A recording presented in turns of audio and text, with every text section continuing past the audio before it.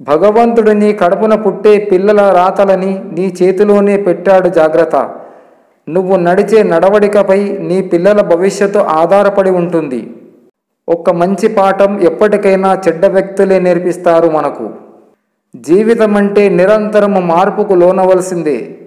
చేతిలో గీతలను నమ్మకండి, ఎందుకంటే చేతులు లేని వారికి కూడా భవిష్యత్తు ఉంటుంది.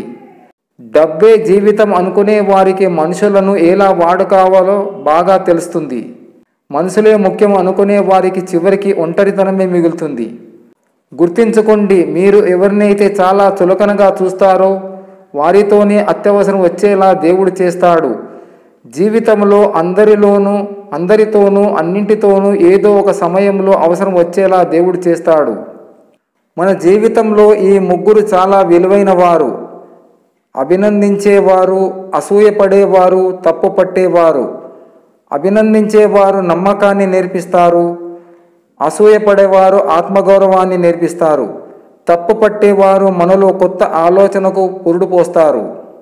రతన్ టాటా బిల్ గేట్స్ కంటే గొప్ప ధనవంతుడు, కానీ ఇప్పటికీ తన పేరు టాప్ బిలియన్ల జాబితాలో ఉంది. ఎందుకంటే అతని సంపాదనలో 65% చారిటీలు, ట్రస్ట్లకే డొనేట్ చేస్తాడు.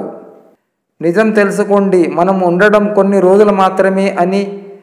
ఈ కొన్ని రోజులలో కోపం, ఆవేశం, మూర్ఖత్వం, నేను అనే అహంకారం మరియు ఇంకెన్నో వీటి నుండి బయటపడండి. తగ్గాల్సిన చోట తగ్గితే శరీరం అయినా జీవితమైనా చాలా అందంగా మారుతుంది. తాము గొప్పగా జీవిస్తున్నామని, తోపు తురుములమని మీరు హుందాతనాన్ని తెలపడానికి మరో కుటుంబాన్ని హేళన చేస్తూ మాట్లాడకండి. అది సంస్కారం, సభ్యత లేని వారు చేసే పని. నాటి రాజకీయ నాయకులు దేశం కోసం కుటుంబాన్ని అంకితం చేస్తే నేటి రాజకీయ నాయకులు దేశాన్ని కుటుంబం కోసం అంకితం చేస్తున్నారు. నీతో పాటు వెంట రాని వారి కోసం వెంటపడకు, నీతో పాటు వెంట వచ్చే వారిని మర్చిపోకు. మీరు వృధా చేసే ఆహారం మరొకరి కడుపు నింపే బంగారం లాంటిది. నేటి వృధా రేపటి కొరత. వ్యక్తులు చాలా సందర్భాల్లో చెడ్డ వాళ్ళ సాంగత్యంలో మోసపోయి మంచి వాళ్ళ మీద ప్రతీకారం తీర్చుకుంటున్నారు. కాలం ప్రతిదీ మారుస్తుంది. జీవం లేని మట్టి కాలే కొద్దీ దృఢంగా గట్టిపడి ఇటుక అవుతుంది. జీవంతో ఉన్న నువ్వు బాధలతో, దుఃఖంతో కాలే కొద్దీ ఇంకెంత గట్టిపడాలో ఆలోచించు. పండుగలు వస్తుంటాయి, పోతుంటాయి.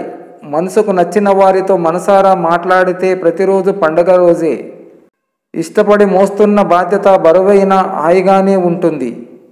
జీవితంలో సంతోషం కావాలంటే నిన్ను నువ్వు ప్రేమించు. సంతోషమే జీవితం కావాలంటే నిన్ను ప్రేమించే వారిని మనస్ఫూర్తిగా ప్రేమించు. గాడిదలా ఊరికే తల ఆడిస్తూ జవాబు చెప్పలేను, కానీ సింహంలా ఒక్కసారి గర్జించి గుండెల్లో గుబులు పెట్టగలను. ఏదైనా సాధించాలనుకున్నప్పుడు మొదట నిన్ను ఎవరు పట్టించుకోరు, తర్వాత హేళన చేస్తారు, ఆ తర్వాత నీతో సంఘర్షిస్తారు, చివరికి నిన్ను మంచి ఉదాహరణగా తీసుకుంటారు.